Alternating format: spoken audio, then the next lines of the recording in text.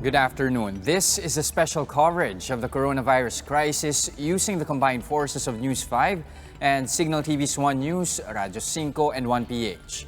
The Interior Department announces another extension of 3 days for the distribution of cash aid under the Social Amelioration Program in some areas.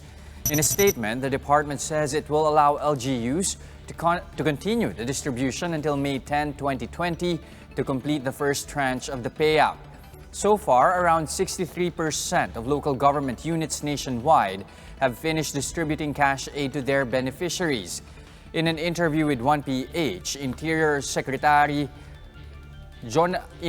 Undersecretary Jonathan Malaya says that 947 out of 1,500 LGUs are done with their SAP cash aid distribution as of last night.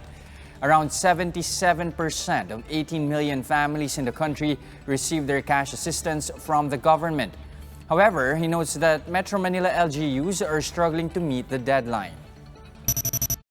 Dito sa Metro Manila talaga medyo kapos tayo, no? Hirap dito. There are really a lot of issues here. And it's really hard kasi because of the sheer number of the beneficiaries and yung ating pinapatupad na gusto sana natin ipatupad na social distancing and walang mass gathering. But as you may have seen yourself, no, many times nababali din ito because the LGUs ay nagkukumahog na maipamigay. So it's possible po, yun na lang po sabihin ko siguro, it's possible that we may give an extension to the LGUs in Metro Manila. While other LGUs in Metro Manila are still scrambling to distribute SAP cash aid to all beneficiaries, Valenzuela's local government is confident that they can meet the deadline. To tell us more about this, we have News 5 correspondent Greg Gregorio reporting to us live from Valenzuela. Greg, totoo ba ito? Mukhang aabot sila sa deadline?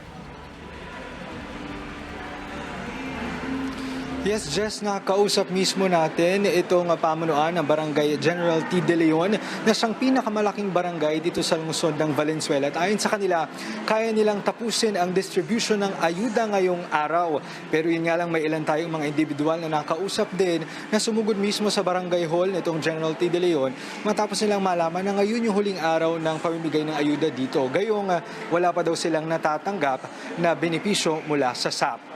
Just ikapitong batch na ngayon ng payout ng SAP dito sa Barangay General T. De Leon. 3 paaralan ang ginamit na venue para sa distribution ng ayuda na nakatakdang matanggap ng 2,515 beneficiaries. Isa sa 3 payout locations itong Santiago de Guzman Elementary School kung saan 1,000 beneficiaries ang nakalistang makatanggap ng ayuda.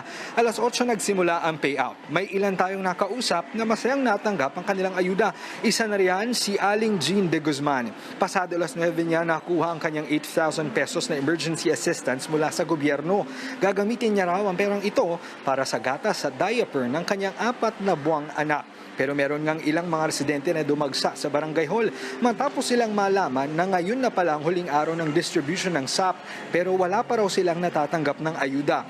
Paglilinaw ng pamunuan ng barangay, hindi naman kasi sa kanila galing ang listahan ng mga benepisyaryong natukoy ng DSWD na kwalipikadong makatanggap ng SAP. Nilista na lang ang kanilang mga pangalan at isusumiti raw ito sa LGU. Titingnan pa kung masasama sila sa planong second tranche ng SAP distribution. Just di tulad ng mga ibang napapabalita ang pamimigay ng cash aid, maayos naman itong sitwasyon dito sa Santiago de Guzman Elementary School. Katunayan, hindi na rin ganun kahaba yung pila kumpara dun sa naabutan natin kanina. Nasusunod din yung social distancing dahil may mga nakatutok na pulis sa paligid. At idagdag ko na lamang din, simple lang yung proseso dito. Kung inyong makikita yung table doon sa dulo, doon bini-verify ang pangalan ng isang benepisyaryo kung kasama nga siya sa master list. At oras na makita na kasama siya sa listahan, agad naman niyang makakuha ang kanyang 8,000 pesos cash assistance. Dito naman sa table, sa harap mismo nitong stage na kinatatayuan natin ngayon. Jess? Alright, thank you for those updates. That was News 5 correspondent Greg Gregorio. The United States is providing the Philippines 298 million pesos in additional aid to support the government's fight against COVID-19. This brings the total amount of U.S. pandemic aid to the Philippines to over 700 million pesos. The funding is meant to support more than a dozen areas hardest hit by the virus outbreak.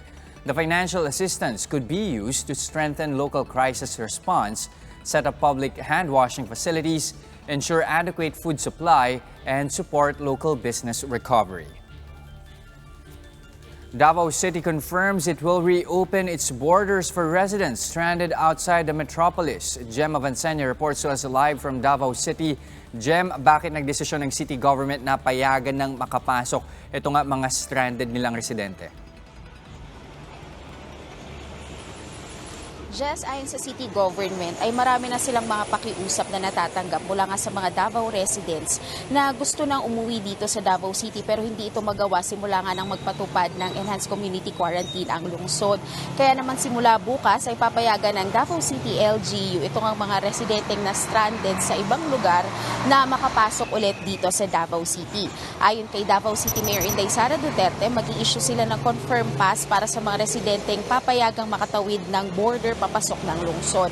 At para nga makakuha ng confirm pass ay kailangan mag-email sa davaostranded.confirmpass@gmail.com at ipadala ang mga sumusunod na detalye. Plate number ng sasakyan, pangalan ng mga sakay, litrato ng valid ID ng head of the family na may address sa Davao City at petsa ng planong biyahe at kung saang entry point dadaan. Parehong sistema rin ang gagawin para sa mga sasakyang papasok ng Davao City para susundo ng mga stranded individuals na nandito sa lungsod. Papayagan lang ito sa loob ng 12 oras mula nga alas 6 ng umaga hanggang alas 6 ng gabi. Samantala, dumating na kahapon ang 270 na Davaoenyong sakay ng sweeper flight mula Manila. Ayon sa DOH-11, lahat ng pasahero ay kailangang sumailalim sa COVID-19 tests at sa 14-day strict home quarantine. Jess, sa tala ng DOH-11 ay nadagdagan ng 6 na kumpirmadong kaso ng COVID-19 ang Davao Region kahapon. Kabilang na nga dyan ang isang 2 buwang sanggol na taga-Paquibato District. Jess? Maraming salamat. That was News 5's Jem Valenzuela reporting to us live from Davao City. We'll pause for a short break. Our special coverage on the COVID-19 pandemic. We'll be right back. Stay with us. Welcome back. You're still watching the special coverage of the coronavirus crisis using the combined forces of News 5 and Signal TV's 1 News, Radyo 5, and 1PH. LGUs outside Metro Manila are busy preparing their own isolation measures amid the rise of COVID-19 infections in the country. Over in Naic, Cavite, officials are looking to convert a mass housing site to a quarantine center. News 5 correspondent JC Cosico is there to tell us more. JC, saan exactly itong quarantine facility ng local government ng Naic at when are we expecting this to be operational?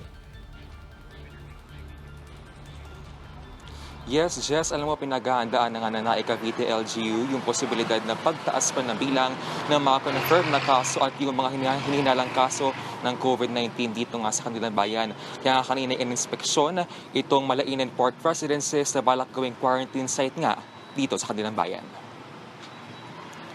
Ayon kay Naic Mayor Junio Duwalan, 2019 na ibigay sa kanila ng National Housing Authority ang Malainan Port Residences para daw ito sa mga taga-Naic na maaapektuhan ng mga road widening at yung mga nakatira malapit sa mga danger zone.